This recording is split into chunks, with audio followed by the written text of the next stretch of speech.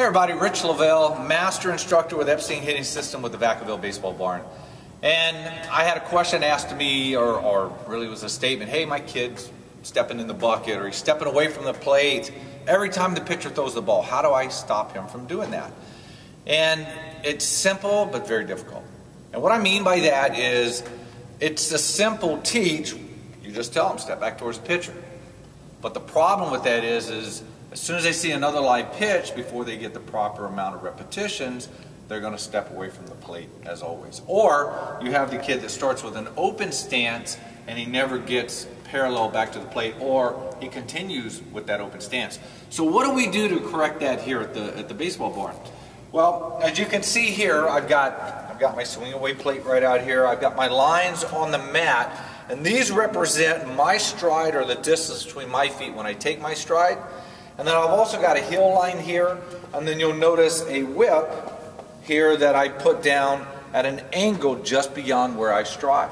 The reason why I do that is because I'll have a player set up, he gets in his position wherever his feet are, and then he's going to get everything else set up. His feet will be correct, his knees are slightly flexed, front shoulder is slightly tilted down, hands are at the top of the shoulder, just slightly behind.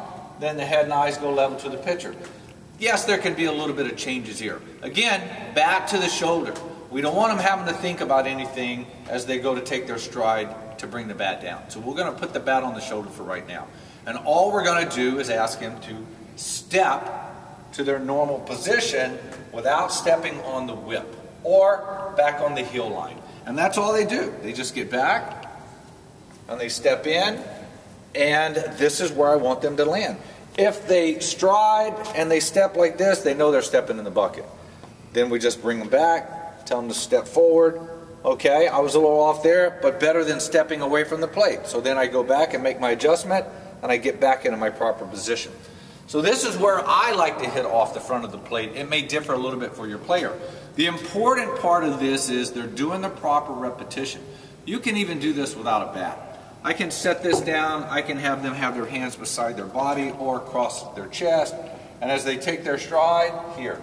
You could even start them at looking at their foot so that they're watching exactly what they're doing, and then ultimately after 50, 100, maybe even 200 repetitions, they start picking that head up and they're getting back into their normal positions like this. The idea again is that they don't step beyond the heel line, they don't step on this here. Some people put boards behind the feet, but here's the key. You got to get enough proper repetitions, because if you only do this 5 or 10 times and you go, oh, he's doing it perfect. You take all this out of the way and, oh, he's striding. Look at that, he's striding. And as soon as you throw a ball at him, steps away. 1,500 to 2,000 repetitions is typically what it takes. Thanks for watching. Check out our YouTube channel, subscribe to that, and also look us up at vvbaseballbarn.com.